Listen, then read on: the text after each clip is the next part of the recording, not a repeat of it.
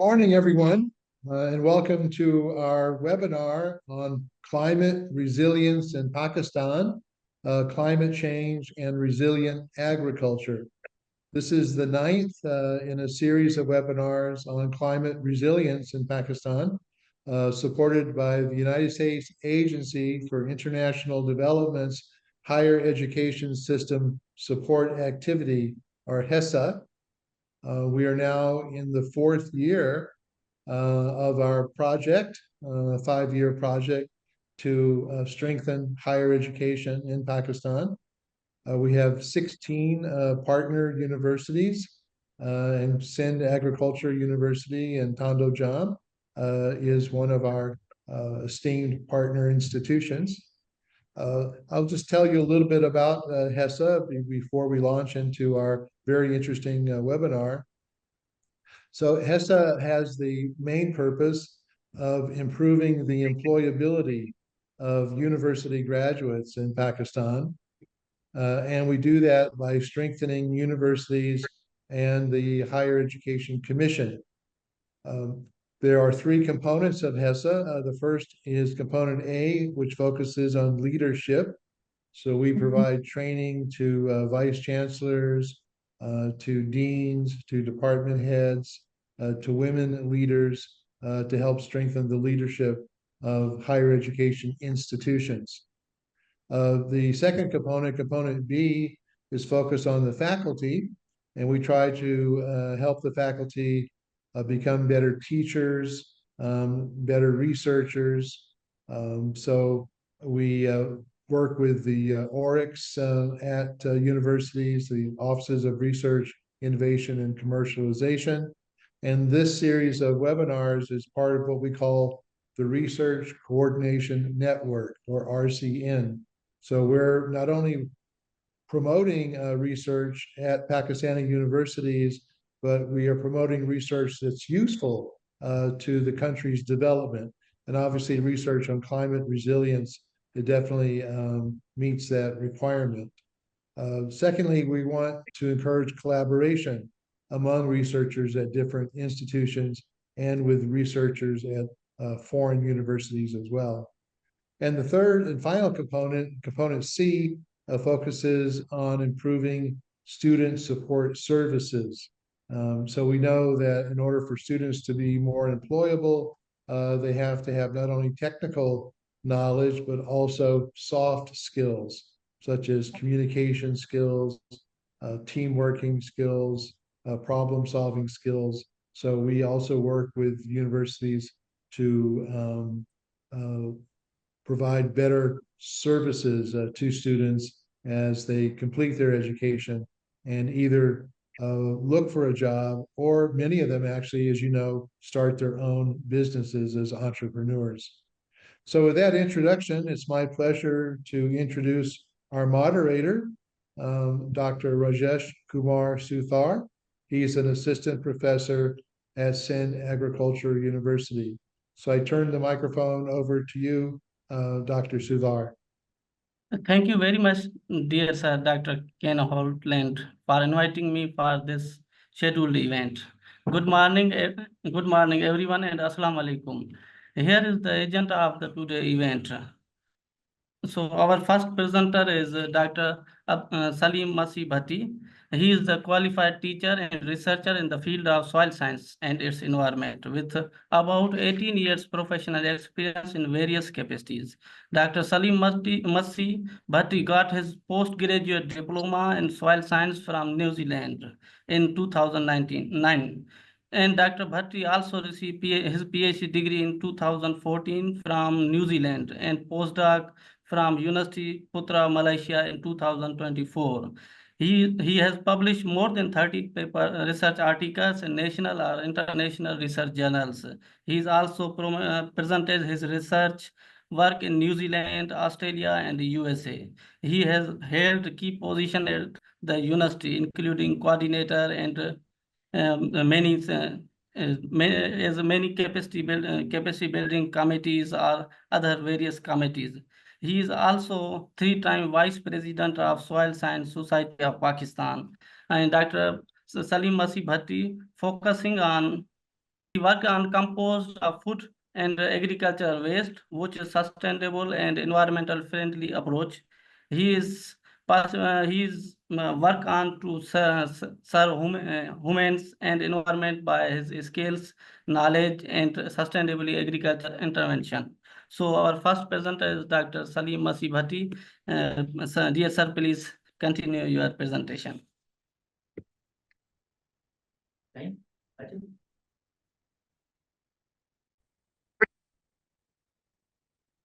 Very, very good morning to all of you, and I'm excited to speak to you this morning about climate change, its impacts, causes, and possible solutions. Outlines of my talk will be climate-induced disasters in Pakistan during 2022 to 2024. What are the impacts of climate change on a global scale? What causes the climate change? What are the possible solutions? And the takeaways. I'll start with the year of 2022, which was a devastating year in the history of Pakistan. In 2022, in the month of March and April, we experienced the heat waves, and the April turned out to be the hottest month in the last 61 years. Then in the month of May, a fire in the forest of Balochistan and KPK was burnt out, and 40% of the trees in the Kohe-Suleiman range were cut down.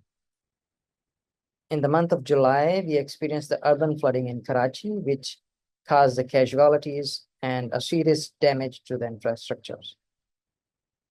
Unprecedented flooding by early onset of monsoon was experienced. And during that time, our rainfall was above the average levels, which was about 800% above the average levels. It submerged 1/3 area of Pakistan. 80 districts were badly affected. Nearly 1,700 people died and many injured. Over 30 million people displaced. Over 1 million houses damaged, and above 0.7 million livestock were died. Because of this early onset of monsoon flooding, over 2 million acres of crops and orchards were impacted. And the greatest impact was observed in Sindh, where 1.54 million acres of the land were badly affected. Damages to the 5,000 kilometers of highways and 243 bridges was observed. And the estimates of $30 billion for repairs was made. Aftershocks were also included, which caused the food insecurity, waterborne diseases, malnutrition, and social unrest. In the year of 2023, in the month of June, heat waves were observed, which killed and hospitalized many people. In the month of July, the monsoon rain caused urban flooding, and because of that, more than 150 people were died and damages to infrastructure was observed. In the year of 2024, heavy rains and floods in February to April 2024 was observed in the province of Balochistan and KPK. Many people died and there was a loss to materials. Extreme heat events from May to onwards are observed, which caused death and hospitalization of many people. So climate change is real. There is a clear evidence that the climate of the earth is changing and warming at an unexperienced rate. Human activity is the principal cause. Global climate change is not a future problem.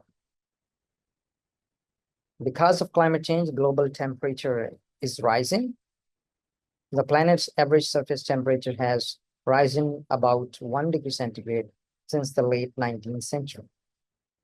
Most of the warming occurred in the past 50 years, with the 7 most recent years being the warmest.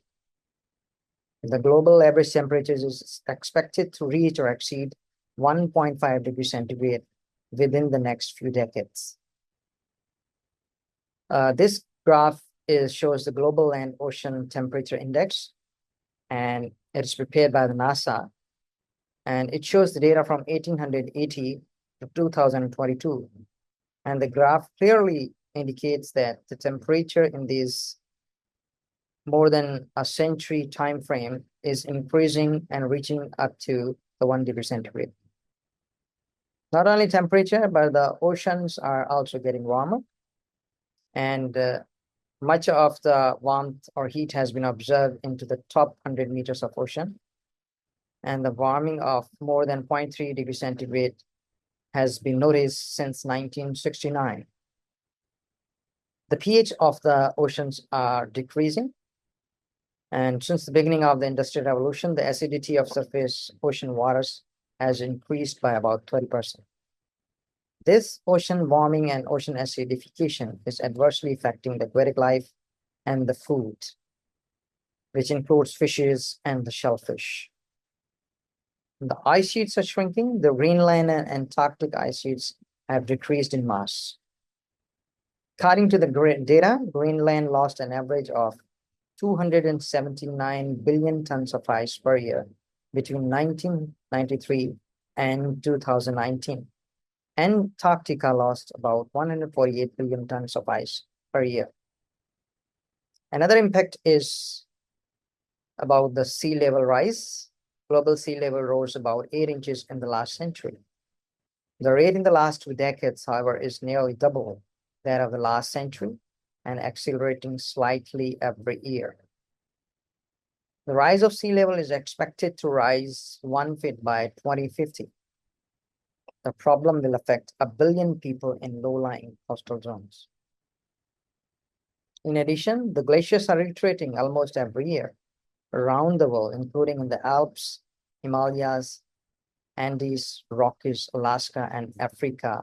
In other terms, in every continent of the Earth, the glaciers are affected. Extreme events are increasing in frequency. We are experiencing flooding, storms, hurricanes, droughts, heat waves, heavy rainfall, change in precipitation patterns, low temperatures, and wildfires.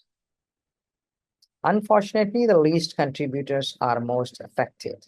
For example, locations in communities in Africa, Asia, Central and South America, least developed countries, small islands, and Arctic people are badly affected.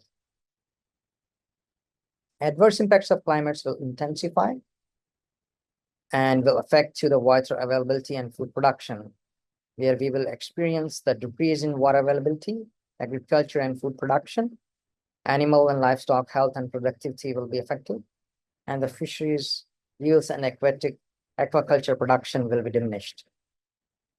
Not only that, we will be experiencing health and well-being issues, where we will experience the spread of diseases, physical and mental health issues will be increased, and more casualties will be observed.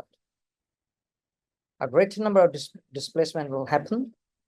Damages to the infrastructures, including buildings, transportation, water, sanitation, and energy systems will be affected. And there will be a social unrest in the society and much, much more. Why the climate change is happening? Now we need to understand that the climate change is mainly caused by the increase of greenhouse gases. There are 3 major greenhouse gases which are causing the climate change, and they are carbon dioxide, methane, and nitrous oxide. We need to understand that when the sun shines, it provides the light and energy. Some of the sunlight which hits to the earth is reflected, and some becomes heat. Carbon dioxide and other gases in the atmosphere trap this heat, and therefore they keep the earth more warm and hot. Let's understand the sources of the carbon dioxide. Carbon dioxide is released in the atmosphere by natural processes, for example, volcanic eruptions. However, the human activities are the major causes, and it happens by the burning of the fossil fuels, for example, coal, oil, and gas. Burning of vegetations and biological waste also releases a significant amount of carbon dioxide into the atmosphere. Deforestation is another source. and industrial activities are one of the major sources. Human activities have increased the amount of carbon dioxide in the atmosphere by 50% since the Industrial Revolution began. This sharp rise in carbon dioxide is the most important climate change driver over the last century. The second gas is the methane, which also comes from the natural and human-caused activities. And the major sources include fossil fuel mining, processing, and burning. Livestock animals, they emit from their normal digestion process and their manure decomposition if it occurs under anaerobic conditions. Rice cultivation under flooded conditions emit the carbon in the form of methane. And the food waste decomposition in the poor landfills, which is generally a biggest problem in Pakistan, is also one of the cause of methane emission. The amount of methane in our atmosphere has more than doubled since pre-industrial times. The third important gas is the nitrous oxide, which is a powerful greenhouse gas. And according to estimates, it's 3 times more powerful than carbon dioxide in heating the atmosphere. It majorly comes from the farming practices, and particularly by inefficient use of nitrogenous fertilizers.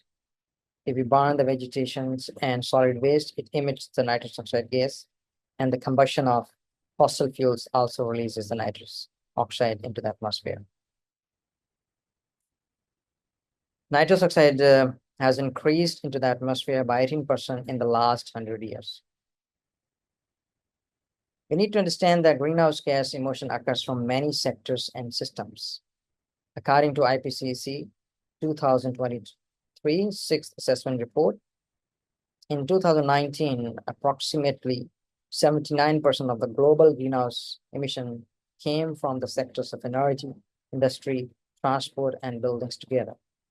Greater than 20% emission from agriculture, forestry, and other land uses. We need to understand the severity of effects caused by the climate change. It will depend on the future human activities. More greenhouse gases emissions will lead to more climate extremes and widespread damaging effects across our planet. According to IPCC, increasing magnitudes of warming increase the possibility of severe, pervasive, and irreversible impacts.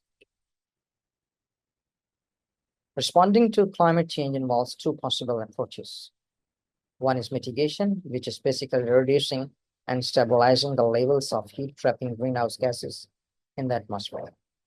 And second is adaptation, which is adapting or adjusting to the current and future climate change. In other words, living with the climate change. We have to search for feasible, effective, and low-cost options for mitigation and adaptation.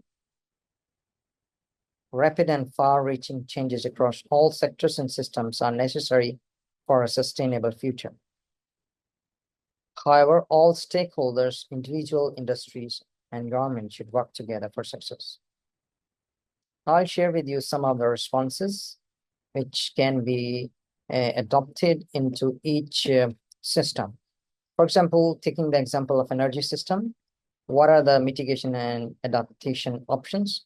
The first option is reduce the burning of fossil fuels, coal, oil, and gases. Thanks to the COP28 United Nations Climate Change Conference, which occurred in UAE in 2023, they ended up with an agreement that signals the beginning of the end of the fossil fuel era. Instead, we need to shift to the solar, wind, geothermal, and hydropower and nuclear sources. In industry sector, the mitigation and adaptation options will involve coordinated action throughout the process, from demand, production, to supply. In case of transport, we have to look for fuel-efficient vehicles, electric vehicles, biofuels for transport. Public transport should be adopted and encouraged, and bicycling and walking should be a routine practice. Land, water, and food sector requires that there should be a reduction in conversion of natural ecosystems, for example, grasslands, forests, mountains, rivers, and deserts. And if any case we change the ecosystem, then we have to bring them to the restoration. Afforestation and reforestation should be adopted because the plants are a good source which can trap the carbon dioxide and other gases. Improve cropland and water management by a number of approaches. And this includes the new climate resilient cropland varieties. There should be no till or reduced tillage. We should promote the use of manure, compost, and crop residues. Mulching, crop rotation, and cover crops should be used. The green manuring should be a routine practice. Use of chemical fertilizers should be used sensibly, particularly the use of nitrogen should be done in splits. We need to use the legume crops and pastures, and we have to prevent waterlogging in the field, which will help to reduce the loss of greenhouse gases into the atmosphere. We need to work in the rice production by reduced flooding or alternating wetting and drying technique.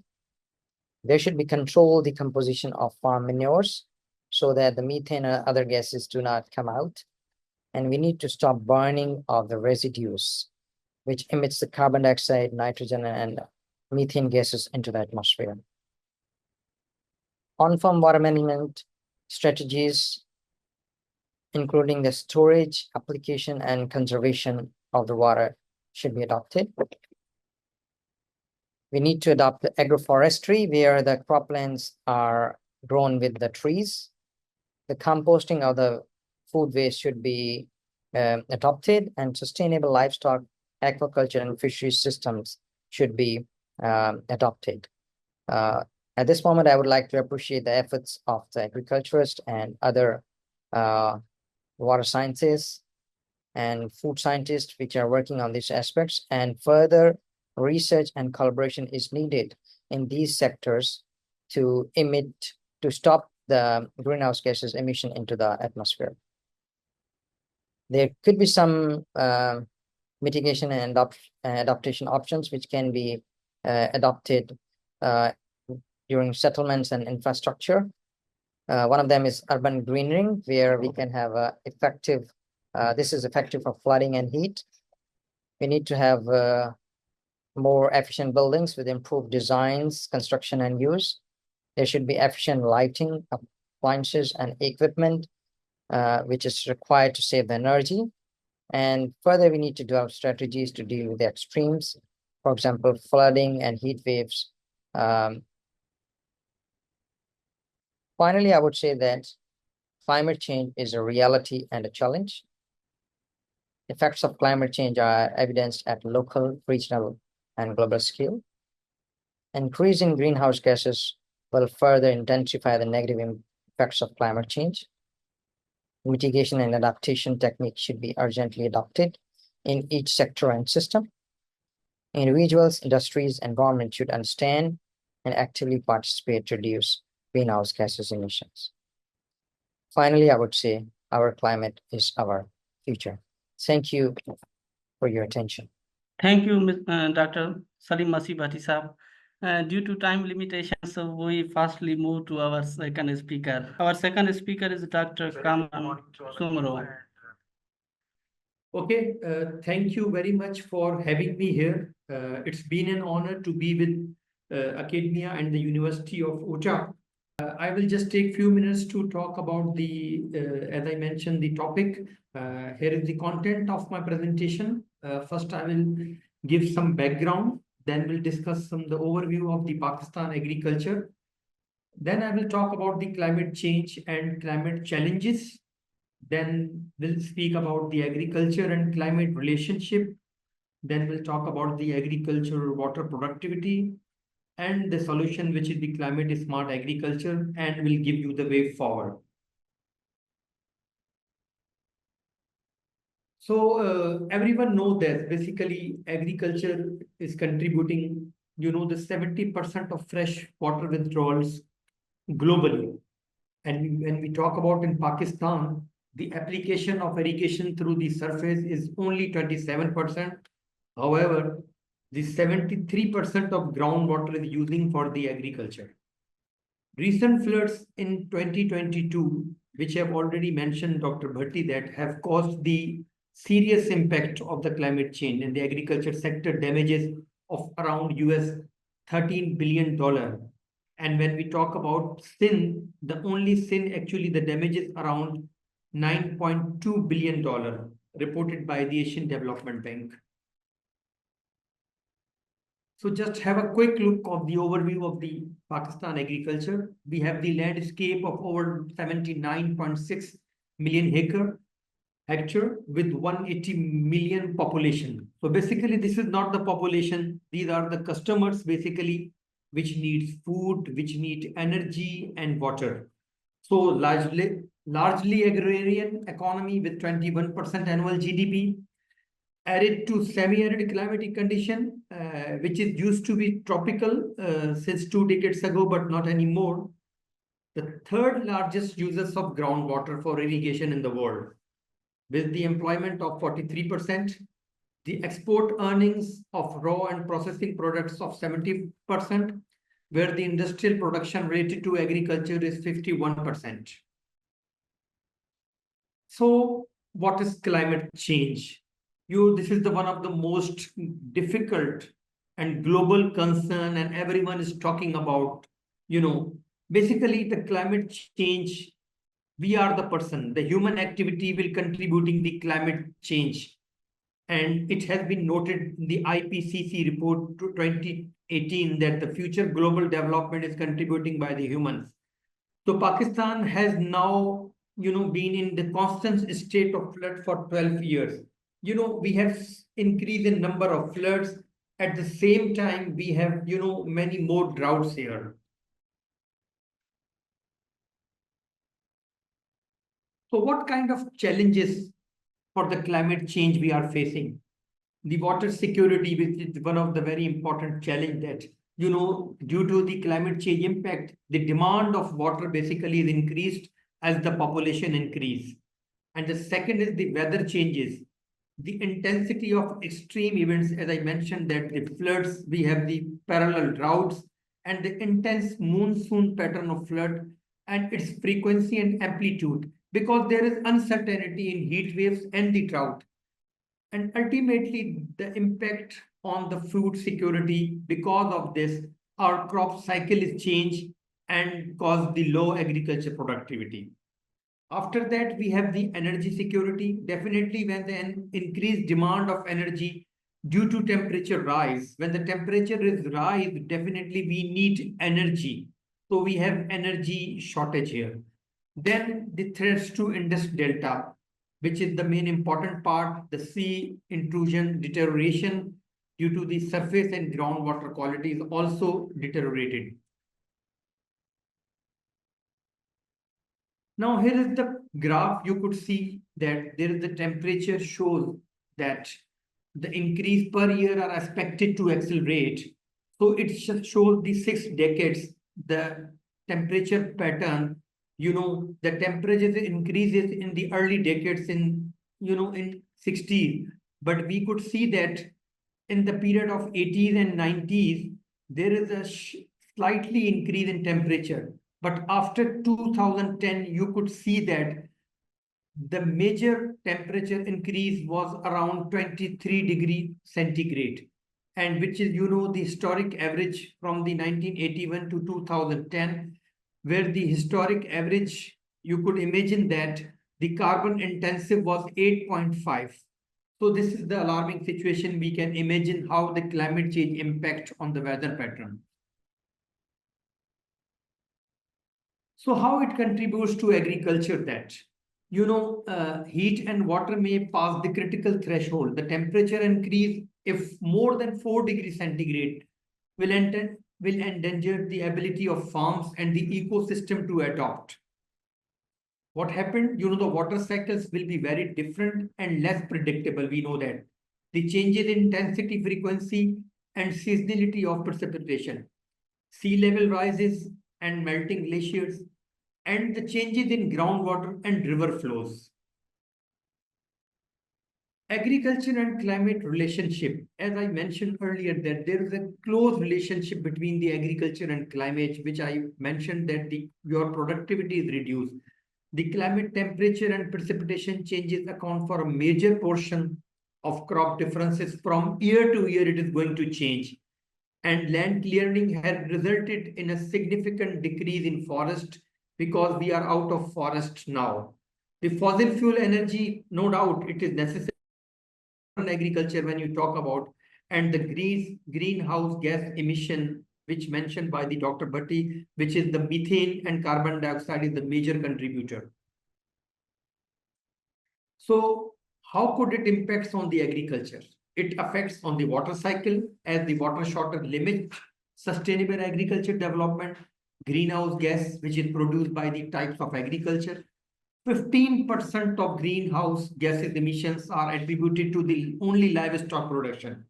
Shortened growing season length of cropping system, because we are not growing in the monsoon period. Let's suppose if we are going to the Rabi crop, so we are going to shift according to the climate change. Increased waterlogging and salinity due to the high temperature, specifically in the Tata and Badin areas, we have seen that the water table has been rise frequently. Water productivity, which is the main, important figure where I'm talking about the impact of climate change. Basically, is the ratio of the agriculture output and the amount of water applied to the crop. So, and simply you could say that the more crop per drop. Water productivity of wheat in Pakistan has been reported be 0.6 kilogram per cubic meter, which is significantly lower in comparison with India, which is our neighbor, which are getting 2.2 kilogram cubic per meter, and Egypt getting 1.8. So multiple hindrances are involved to the lower water productivity in terms of climate change. Unreliability in water distribution and management practices. So what are the constraints to the water productivity? We are talking about the climate change, which is the very important figure. And we have some environmental constraints. We have the salinity, high rains, floods, and parallel droughts. We have the reduction in crop productivity, technological constraints, ignorance of modern technologies, and the use of traditional agriculture methods. And as far as the institutional constraints, we have the insufficient institutional capacity for producing seeds, because we don't have the quality seeds, inefficient agriculture education, and training, insufficient credit resources, because our farmers, there is no crop insurance. If we have the, the climate change effect on the agriculture, so we don't have the crop insurance facility here. Now, these are the issues which we have already discussed. Now, what is the solution here? This is the very big question here. So the solution is only the climate smart agriculture, because we have to shift, because we are in the age of adaptation. The agriculture that sustainability increases productivity, enhance resilience, reduces greenhouse gases, and enhance achievement of the national food security and the development goals. And this is the approach. Basically, CSA is an approach for transforming and reorienting agriculture development under the new realities of the climate change.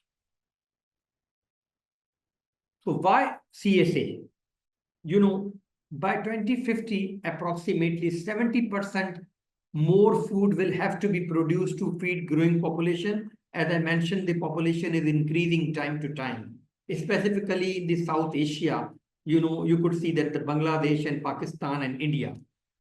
More weather extremes will potentially reduce global food production. These are the predictions in the different models. Growing expansion and intensification of agriculture has resulted in environmental degradation. Agriculture needs to be evolved to address these drivers of change for higher productivity and improved products. So there are the pillars of the climate smart agriculture. The main pillar is the productivity, just to raise the agriculture output and revenue from the livestock, aquaculture, and crops in a sustainable manner. We have to shift towards the modern agriculture. Then the adaptation to lessen farmers' exposure to short-term hazards while simultaneously enhancing their resilience. Then we have to come to the mitigation, which contribute to the reduction of the greenhouse gas, and we should avoid and that we refrain from agriculture deforestation, manage soil, and cultivate trees. So the main solution again, that we don't have the efficient irrigation management practices, we have to adopt for the climate smart agriculture, the high efficiency irrigation system like the drip irrigation system, micro sprinklers, and other forms of bubbler irrigation system, so that we can contribute our agriculture and to irrigate more area, because we have the shortage of already the fresh water and also the groundwater. Smart irrigation scheduling, because we have already been studied, for a long time that when to irrigate, but we sometimes are not aware about that where we need to irrigate. We actually need to focus on the exact position of irrigation. So with the application of the high efficiency, we use the smart irrigation scheduling on time when there is demand. Then saline agriculture, when there is no fresh water availability, we have the option to promote the saline agriculture or the biosaline agriculture, like we have already started in the Pakistan Agriculture Research Council, in Arid Zone Research Center and our Tata Center, that we are using saline water with around the TDS of 1700 TDS for the agriculture. So promote the like chiku, bear, and guava, these kind of crops. The water cycle and reuse of water. When we talk about the water cycle, it means there is a gray water, concept is there. So we can use the wastewater and we can reuse of water for the grass and other crops. Then the introduction of drought tolerant crop. This is a very hard area, like Middle East and other countries are focusing on the drought tolerant species so that we can sustain our agriculture. Then we also, contribute to the water conservation practices. I'm not going in detail, as Dr. Bhatti has mentioned, that the rainwater harvesting, and we also focused on the mulching. And mulching, basically what happened, it reduced the evaporation rate and basically it retained the moisture. So we do not need extra irrigation. Then the laser leveling. Laser leveling basically is also a method of the conservation of water, because when your land is leveled, we do not apply the extra irrigation. So, these are the solutions which I have mentioned here. Now just come to the way forward finally. Awareness campaigns for the climate smart agriculture through the productivity, adaptation, and mitigation is very important. The promotion of efficient water conservation technologies, as I mentioned, like drip irrigation and other bubble irrigation to enhance the water productivity. Comprehensive process of reforms to activate the full expertise of agriculture science. And we have the different policies, but when you talk about the adaptability, it will be a problem. We have the Sindh agriculture policy of 2018 and Sindh water policy, which recently approved in 2023, will be a proactively pursued with the area. And we have to focus on the innovation towards the agriculture development, because this is the real time to focus on the innovation. I think, thank you so much. Thank you, Dr. Kamran. We have some questions in question and answers toolbar, so please reply there. And Dr. Kamran Soomro worked with international agencies also, including FAO, ICA, RDA, IUCN, USDA, and ACIAR in different capacities. So thank you, Dr. Soomro, for your presentation. Now we have third speaker is Engineer Sanam Laghari. Madam is the dynamic civil engineering with robust academic background. She began her career as a coordinator at Aga Khan Education Services in Pakistan and later served as a social engineer with MMP in the NPIW project in Sindh. She currently working as the Assistant Director Engineering CETA. She got his bachelor in civil engineering from Mehran University and master's from the Sindh Agriculture University, Tandojam. She also has got MBA degree in Human Resources Management from Sindh University, Jamshoro. So, Ms. Amber Laghari, please start your presentation. Hello, Assalamu alaikum, and very good morning, good afternoon to all. And as Rajesh already introduced my name and about my job, I'm very much glad to participate in this subject event. And before going to the formal presentation, first of all, I like to thanks to all the organizers and who invite us to share our ideas and opinions. And mainly, I'm working as a civil engineer, but my interaction with the, especially, I'm focused in the interaction with the women farmers. More than 15 years, I work with the women farmers who are working in the different kind of fields. So here is my presentation in which I share some ideas and opinion, and the discussion of forum will be open for the all in the last for the question answer session also. And my topic is the overcoming the effects of climate change on women agriculture.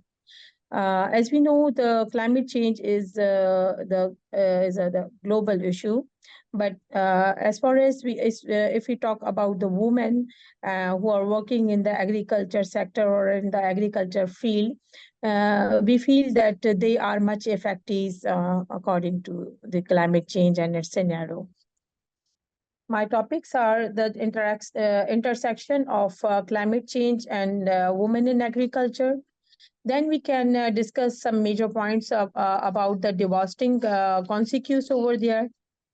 And then I share my opinions about the vulnerabilities and faced by the women. And then we can discuss the empowering women, enhancing the resilience.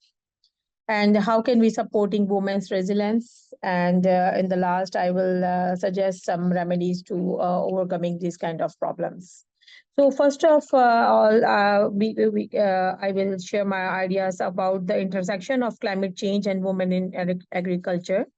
If we see the whole scenario, we can see that the climate change is affecting not only the whole the people, but it's specifically affects on the women. As a climate change, this proportionally affects women in agriculture, and because they are directly working in the field. And according to the survey of Food and Agriculture Organization, the 80% of women in developing countries are work in agriculture. So we can say that more than 50% women are working in the agriculture sectors, and they are the affected. And another survey, according to the UN Women, the women are 14% more likely to be affected by climate-related disasters. Now we have the three main scenarios of the climate change. Number one, the normal conditions, and number two, the emergency situations, and number three, the drought or the disaster, we can say. So after discussing the whole percentage of the women who are working in all the world in the agriculture sector, we can discuss about the devastating consequences about them. And the increased drought and water scarcity is the main issue in the fields in which the women farmers are working. And number two, the changes in temperature and precipitation patterns. And number three, rise in pest and disease. And number four, the loss of livelihoods and the income. Because mainly the persons who are living in the villages or in the remote areas, they are wholly solely depend on their livelihood, and their source of income is associated with them. And number five, we can say that increased workload and caregiving responsibility. And whenever I go in the field and I saw the women working in the agriculture sectors, I feel being a woman, I feel so much pain because they are working in the pregnancy conditions. They are working in a very hygiene conditions. So these are some major issues which are facing by the women in the agriculture sectors. Now, the vulnerabilities faced, which are the main vulnerabilities faced by the women. So there are many factors involving in it. The limited access to the land ownership, credit and financial services, education and training, and technology and extension services. And there are some other social and cultural barriers also, in which the gender roles and the expectations, because the woman is the manager of her home, she have to manage not only the food and the other things for the family dependent, but she have to work in the field and can manage the things. So the limited decisions-making power, she don't have the decision-making power. She is do care of all the livelihood and all the agriculture things, but she don't have the decision-making power in such social and career cultural barriers. And another responsibilities that she have so many to domestic responsibilities, she have to cover it. Now, we discussed some major issues. Now, how can we empowering the women and enhancing their resilience? So some tools and techniques, some easy remedies we have as the climate is smart agriculture practices, in which we can conservation the agriculture, in which we can do the agroforestry and the irrigation management. According to the different world surveys, if we manage the water in the agriculture sector and the women are involving there, so if we provide them the better environment, they can do the better work. And if we can do some remedies to access to the climate information and early warning systems, and financial services and insurance, and education and training, the awareness is the major issue. So they are working in the fields, but they are not aware about the different easy ways to work over there. So here I must say that the community-based initiatives are very necessary to involve. If I will give the example, when I I used to work in the fields, we make some communities among them, so they can share their problems with each other. And if the community is supportive, they can solve their problems accordingly, and they can raise their voices according to their problem solving. So the women communities must be committed over there, and farmers field schools must be constructed over there, and peer-to-peer learning is very necessary to do the work over there. So some discussions we can do. So we can support women resilience, increase access to climate information and early warning systems, provide training and education on the climate resilient agriculture, and promote women's leadership in agriculture decision making. Here I must say that my organization is doing a very excellent work in this kind of field. We are working in the World Bank project, and World Bank always emphasizes to involve the women and to emphasize us to solve their issues and problems which they are facing in the fields. I already discussed this slide, supporting women resilience already discussed. So here are, we can wind up our discussion